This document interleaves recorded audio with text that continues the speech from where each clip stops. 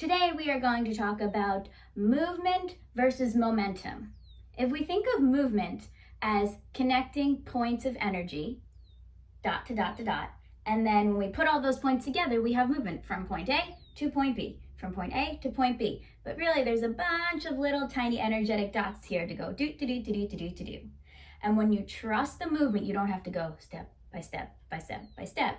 It becomes fluid.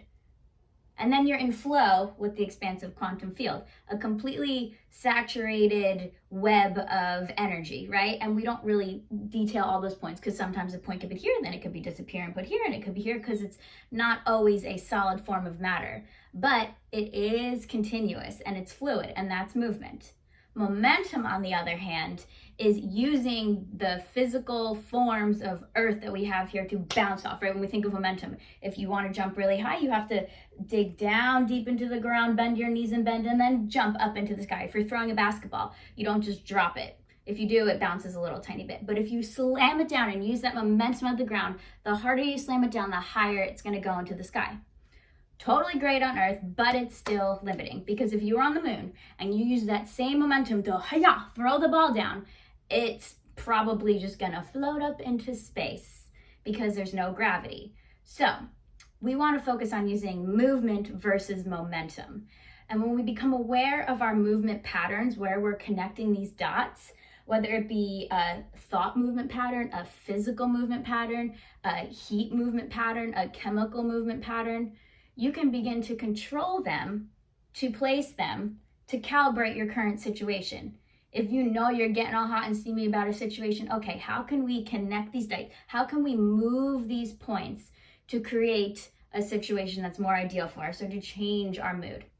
And beware, this can be very good or very bad, right? It can build us up or it can bring us down. If we have the power to connect all these dots, we're like, oh, we could connect all these dots and bring ourselves up here, but we can also connect dots like when we get ruminating in our head about a situation, and we can bring ourselves all the way back down again.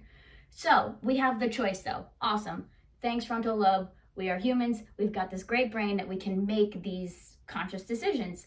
And we want to dig into our deep subconscious mind so that it becomes automatic. So subtly, we'll begin to etch into that neural hardware into our subconscious mind. But we got to put the work in first consciously, point by point by point by point. And then once we do that over again, it's like practicing point by point by point by point, creating movement. Soon, you don't have to think about it, and you're just going to flow back and forth from point A to point B without thinking about it. And then that is when it becomes automatic. It becomes part of your day. It becomes part of your personality. So when we can trust the work that we have done in our movement patterns, we become into flow with the quantum field, and it's a much easier way to live than always fighting against the grain. It's like swimming against the current. You can do it, but it's way harder. It's going to take way more energy, and it's usually not going to be the result that we have hoped for to move further and move along with our lives. So we want to entangle the energy around us with the energy within us, because it's all the same thing anyway. And that is going to shape your life. That is going to shape your everyday experiences with people. So we want to be an active participant, not a passive player. An active participant is movement. First, we work on point by point by point to create that A to B, versus that momentum of just being like, well, boom, and let's see what happens. I mean, it's fun sometimes. You definitely have to try it.